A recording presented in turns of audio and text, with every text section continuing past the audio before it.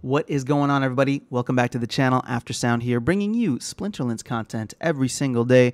We also stream right here on this channel every Tuesday, Thursday, and Sunday mornings U.S. time, so come by and say hello. I also want to do a quick shout out to Luke Plays to Earn. I was on his live stream last night chatting with him, Luthien, and Rogue Patton. We had an awesome conversation. It was my first time actually getting to converse with each of them outside of, either Discord or Twitch or some other, other types of communication. So that was a lot of fun for me. I just want to show the love to Luke and appreciation for having me on, and ask you guys to go do the same. Make sure you support his channel as well as the channels of the other content creators out there. So, okay, let's go ahead and jump into this. If you've probably already gathered by the title of the video that I am renting out my deck. So let's go into the details first, and then I'll give you the reasonings afterwards. So right now, as it stands, I'm getting about 1,100 DEC per day. If everything were to be rented fully, I'd be getting about 1,200. Although, between 1,100 and 1,200 is probably where I'll find the sweet spot as I tweak my prices and adjust them. But the point is, I don't really care. I'm not trying to get the best possible ROI. I am just trying to get my cards moved because I'm currently not playing. Now, the reason for that is the fact that I do believe that I'm earning a lot more, but more specifically, I am earning value in a way that is easily spendable for me and has less friction. So what do I mean by that? Well, if I were to play the game right now, let's be honest, DEC rewards have dried up quite a bit, especially by mid-season. They're not as great as they used to be. Now Bitcoin just dropped under 36K, so DEC is following suit. The rest of the market is coming down. So that means there's less DEC being added to the rewards pool. And this is the big part. The current reward structure with the 1 daily quest per day is just... it's just okay, right? And this is what we're all hoping for, a better system once the new ranked rewards gets implemented. Right now, I do my daily quests, and I get an assortment of cards and potions and DEC, which generally have been garbage for me the last couple of weeks, right? So it's not like I've gotten anything amazing. And even if I did, here's the tough part. It's like I'm not in the habit of selling cards right now. So what I'm trying to focus on, and what I've talked about in a previous video, is the fact that I want to max out all of the rewards cards that I have currently before the new ones start hitting the shelves.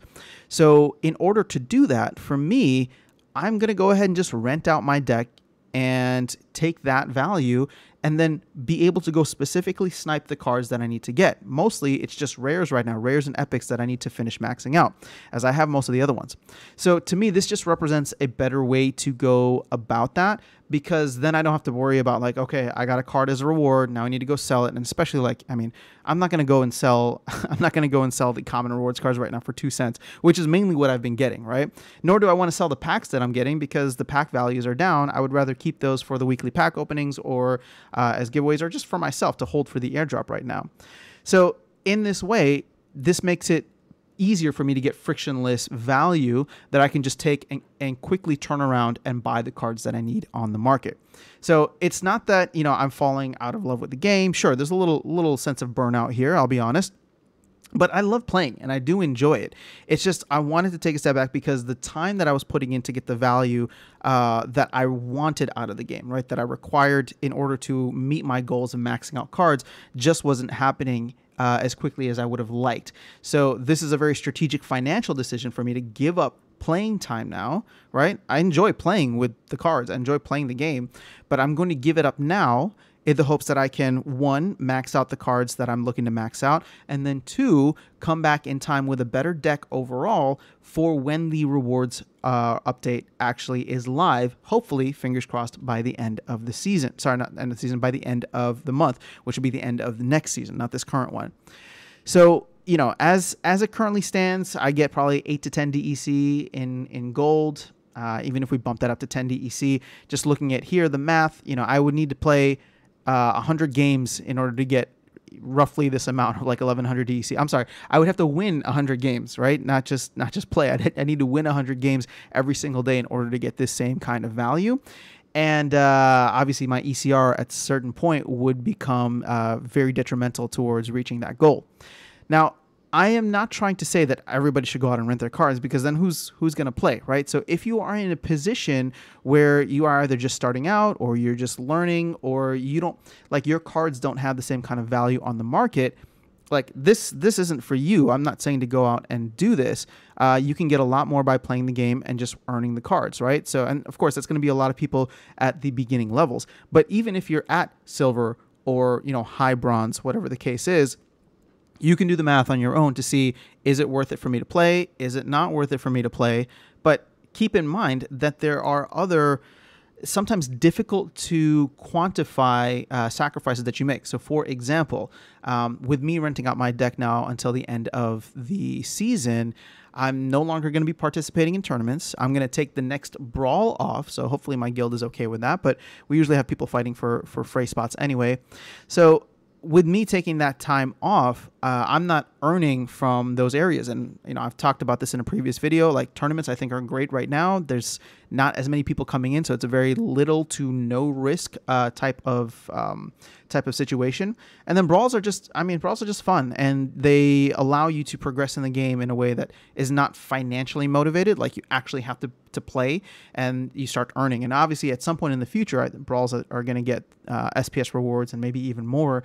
So that'll be interesting. But at this point in time, brawls are just, purely out of passion, and more so, I would say, like, the camaraderie. So I am feeling as though I'm going to be missing out on that, at least for one brawl cycle. And then maybe I'll be back by the end of this season and on the next brawl cycle to take advantage of, like, just finishing the season where I would want. Although I will say that it would be interesting to do some type of analysis on what my deck could potentially earn at the end of the season versus what I could expect from season end rewards finishing in, gold or maybe even diamond, right? Because we know the expected chest values right now. So that'll be something interesting to check, and I may even just do it. Obviously, I want to open a bunch of chests at the end of season, but like I said, right now I'm trying to be very laser focused on leveling up my deck to be able to play at the levels that I want to, and maxing out the rewards cards is the first step towards that. After that, I'll be maxing out Chaos Summoners, but I'm not, with Chaos Summoners, I'm not as I don't need to do that as quickly as possible, because I am also still hoping that there will be a little bit of a dip in Chaos Summoner prices, or just Chaos card prices. But again, I don't know if that's going to happen. I'm just kind of theorizing that to myself. This is not financial advice. So, it's just, am I willing to play that game? Am I willing to roll the dice on that? Part of me says yes, which is why I'm focusing on rewards cards first. We'll see what comes next. But now I'm digressing. This is the primary reason for me renting out my deck right now. I try to preach transparency here, or at least tell you guys that I'm trying to be as transparent as possible. So I wanted to let you know, one, that I'm renting out my deck, and two, the real reasons for why I'm doing it. So that's where things are at. And yeah, I'm gonna miss the game, but I think I'll also enjoy some of the free time that I'll have to focus on actually a couple of music projects that I need to do that are probably almost at the point where they're gonna be way overdue. So that's all I have in this video for you guys. I hope you were entertained at the very least, or at least learned something. I will catch you all in the next one, and I will see you around the game. Have an amazing rest of your day. Have an awesome weekend, and I'll talk to you soon.